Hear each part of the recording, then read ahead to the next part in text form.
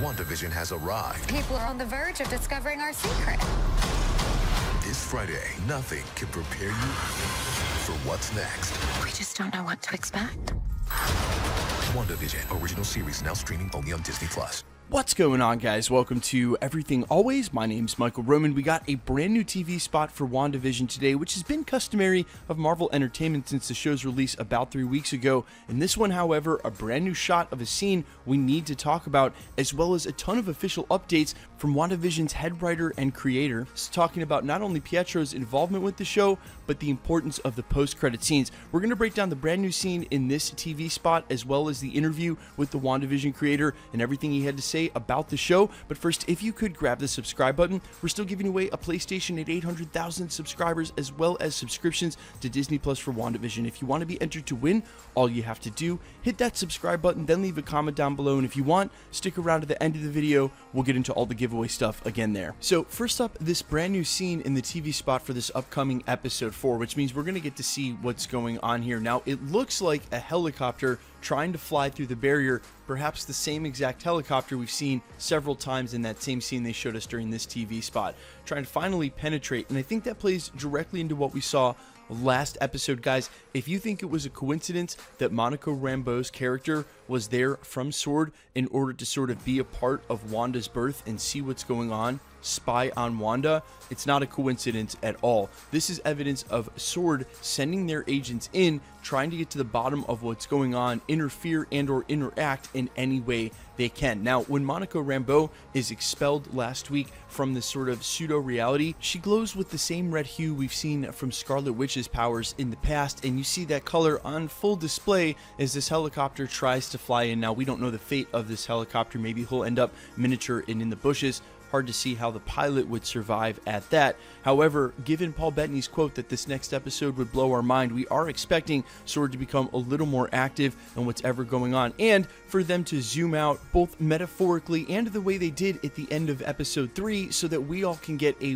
wider picture of what's going on. And see what they did there? Now, in an interview on Entertainment Tonight Online, they spoke with the head writer and creator on WandaVision, Zach Schaefer, about what's to come in the upcoming series. Although he couldn't answer some questions specifically, he gave us some insight. One of the first questions they asked is, I know everyone sat through the first episode credits waiting for something. Did you ever consider post-credit scenes with each episode? He said, we looked at the show in a lot of different ways and a lot of different structural ways. But yeah, that's a tricky question and I'm having trouble dodging it, which means there is still something to be found in the post-credit scenes that we get, which just really run the credits. Entertainment Tonight then follows up with this question. My follow-up might be even harder because I don't know if I'll get a chance to talk to you again before the finale. To be prepared, should we sit through those final credits? I would say that in any Marvel property, he answers, you should watch the thing in its entirety no matter what. That's what I would say. And really, you have to look in between the lines at his answer. Of course, he's dodging this question because there probably is some sort of post-credit scene, much in the way at the end of the series we got with The Mandalorian. But in their next question where they say, quote, and they are beautiful credits, in more and more episodes you watch, like, oh, there's the pavilion, they did the magic show. Okay, those are the butterflies from the nursery with new things to connect each time. There probably are Easter eggs and pointed ones in the post-credit scenes we're already getting, but I'm thinking he's dodging the question about a post-credit scene for the series that might come at the end. They then go on to ask him this, quote, I need to talk to you about the moment from the last episode that everyone is talking about, which is Wanda bringing up Pietro and his death for the first time since Age of Ultron. What was the backstory for when, where, and how that moment would come to be? Quote, so my approach with Wanda was to look at the entirety of the woman, right?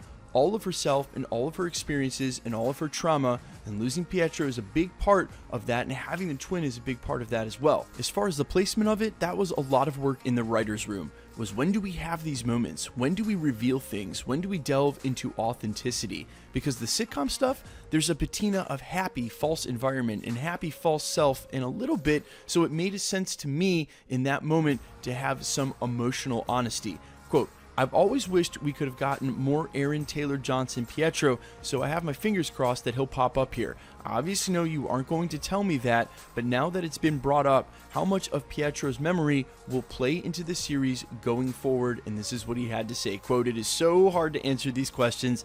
They're very good questions. But again, it's about Wanda's internal life and what her experiences and feelings are. That's what we're going to explore." The next question was, quote, "Another thing that's been fun week to week is seeing the theories about the in-sitcom commercials. People think that they might represent Wanda's trauma. Some are predicting that these actors in them are Wanda and Pietro's parents.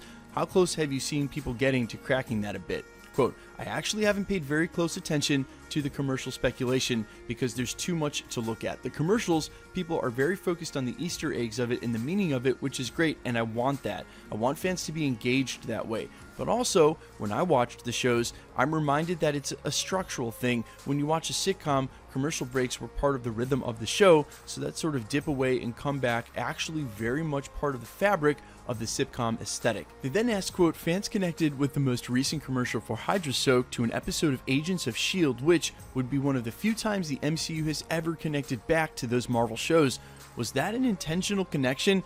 Are they sniffing in the right spots here?" And he answers, quote, "This is where I'm going to talk about something entirely different. What can we talk about?" He laughs and says it rained yesterday. Obviously, he has to dodge any spoilers here. Now, in a couple more questions, they follow up with talking about what's going on with Vision and some of the featurettes. We got the Grim Reaper Easter egg in episode 2. Will Wonder Man and Grim Reaper be in this? To which he answers, "I'm just going to take this opportunity to applaud you for your deep dives. You're a very close viewer, an internet comer, and that is great." Last question. One of these things I'm very excited about, and I know many people are excited about this in the series, is introducing Monica Rambeau.